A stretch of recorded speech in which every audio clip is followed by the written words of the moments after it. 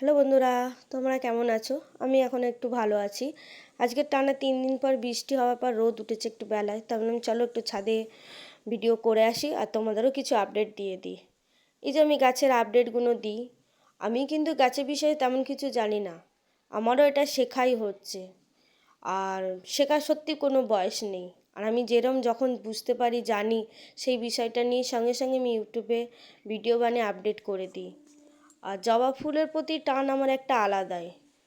আমি সব রকম জবা রাখতে চাই, আরও জবা আমি আনবো। কিন্তু আমার হাজব্যান্ড এখন মানা করছে যে ছাদ নষ্ট হয়ে যাবে, কারণ আমার ছাদ এখন জল ছাদ করা নেই। তাই জন্য আরও অনেক গাছ বসাবার ইচ্ছা আছে। এছাড়াও আমার কাছে অনেক রকম গাছ আছে, কিন্তু আরও কিছু গাছ বসাবার ইচ্ছা আছে।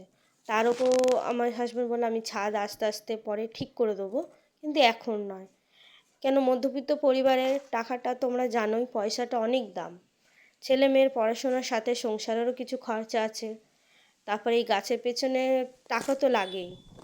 এমন নয় যে খরচা হয় না। তুমি যতই যত আমরা কিচেন ওয়েস্ট ওয়েস্ট দিয়ে করি, তাও এর পেছনে খরচা আছে।